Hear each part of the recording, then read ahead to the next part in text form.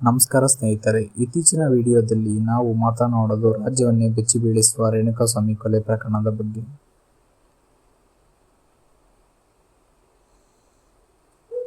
ಈ ಪ್ರಕರಣದಲ್ಲಿ ಆರೋಪಿ ಪ್ರಮೋದ್ ಅವರು ಅಪ್ರೂವರ್ ಅಂದರೆ ಪ್ರಕರಣದ ಬಗ್ಗೆ ತನ್ನದೇ ಗೊತ್ತಿರುವ ವಿಷಯವನ್ನು ನ್ಯಾಯಾಲಯದ ಮುಂದೆ ಹೇಳಿ ಸಾಕ್ಷಿಯಾಗಲು ಅವಕಾಶ ನೀಡುವಂತೆ ಅರ್ಜಿ ಸಲ್ಲಿಸಿದ್ದಾರೆ. ಜೂನ್ 9ರಂದು ಏನಾಯಿತು? ಪ್ರಮೋದ್ ಹೇಳಿಕೆಯ ಪ್ರಕಾರ ಜೂನ್ 9ರಂದು ಅವರು ದರ್ಶನ್ ಅವರನ್ನು ಭೇಟಿಯಾಗಿದ್ದರು. ನಂತರ ದರ್ಶನ್ ಅವರು ಪ್ರಮೋದ್ಗೆ ಸ್ಟೋನಿ ಗ್ರೂಪ್ ಆಫ್ ರೆಸ್ಟೋರೆಂಟ್ಗೆ ಬರುವಂತೆ ಹೇಳಿದ್ದರಂತೆ. ಅಲ್ಲಿ ಪವನ್ ಎಂಬಾತ ದರ್ಶನ್ ಅವರಿಗೆ ಮೊಬೈಲ್ನಲ್ಲಿ ಕೆಲವು ವಿಷಯವನ್ನು ತೋರಿಸಿದ್ದಾನೆ ಎನ್ನಲಾಗಿದೆ. ಅದರ ನಂತರ ದರ್ಶನ್ ಅವರು ಪವಿತ್ರ ಗೌಡ ಮತ್ತು ಅವರ ಜೊತೆ ಫೋನ್ನಲ್ಲಿ ಮಾತನಾಡಿದ್ದಾರೆ ಎಂದು ಪ್ರಮೋದ್ ಹೇಳಿದ್ದಾನೆ. ಪವಿತ್ರ ಅವರ ಮನೆಗೆ ಹೋಗಲು ಮತ್ತು ಅಲ್ಲಿಂದ ಮುಂದಿನ ಸ್ಥಳಕ್ಕೆ ತೆರಳಲು ಸೂಚನೆ ನೀಡಲಾಗಿದೆ ಎನ್ನಲಾಗಿದೆ.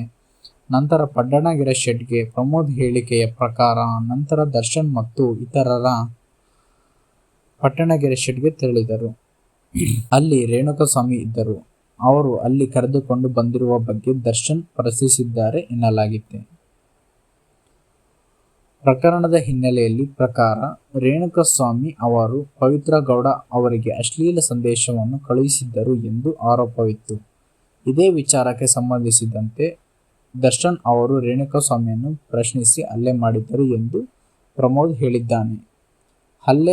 ಪ್ರಮೋದ್ ಹೇಳಿಕೆಯ ಪ್ರಕಾರ ರೇಣುಕಾಸ್ವಾಮಿ ಮೇಲೆ ಹಲ್ಲೆ ನಡೆಯುತ್ತಿರುವಾಗ ಅವರ ತಲೆಯಿಂದ ರಕ್ತ ಬರುತ್ತಿರುವುದನ್ನು ತಾನು ನೋಡಿದಾಗಿ ಹೇಳಿದ್ದಾನೆ.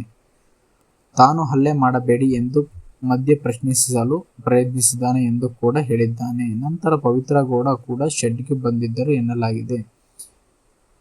ಪ್ರಮೋದ್ ನೀಡಿದ್ದಾನೆ ಎನ್ನಲಾದ ಹೇಳಿಕೆಯ ಪ್ರಕಾರ ದರ್ಶನ್ ಮತ್ತು ಪವಿತ್ರ ಇಬ್ಬರು ರೇಣುಕಾಸ್ವಾಮಿ ಮೇಲೆ ಹಲ್ಲೆ ಮಾಡಿದ್ದರು.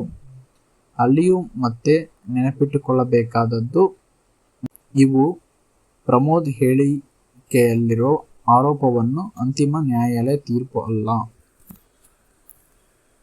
ಕೊನೆಗೆ ಏನಾಯ್ತು? ಪ್ರಮೋದ್ ಹೇಳಿಕೆಯ ಪ್ರಕಾರ ರೇಣುಕಾಸ್ವಾಮಿ ಅವರಿಗೆ ಗಂಭೀರವಾದ ಹಲ್ಲೆ ನಡೆದ ನಂತರ ಅವರು ಮೃತಪಟ್ಟರು.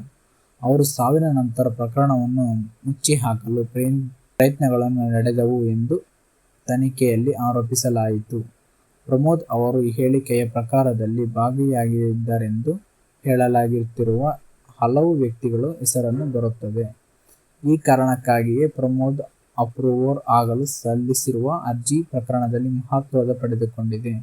ಏಕೆಂದರೆ ಅವರು ನಿಜವಾಗಿಯೂ ಅಪ್ರೂವರ್ ಆಗಿ ನ್ಯಾಯಾಲಯದ ಮುಂದೆ ತಮ್ಮ ಹೇಳಿಕೆಯನ್ನು ದಾಖಲಿಸಿದ್ದರೆ ಪ್ರಕರಣದ ಘಟನೆಗಳ ಬಗ್ಗೆ ಮತ್ತಷ್ಟು ವಿವರಗಳು ಹೊರಬರುವ ಸಾಧ್ಯತೆ ಇದೆ. ಆದರೆ ಅಂತಿಮವಾಗಿ ಯಾರು ತಪ್ಪಿತಸ್ಥರು, ಯಾರು ತಪ್ಪಿತಸ್ಥರಲ್ಲ ಎಂಬುದು ನಿರ್ಧಾರವನ್ನು ಅಧಿಕಾರ ನ್ಯಾಯಾಲಯಕ್ಕಷ್ಟೇ ಇದೆ.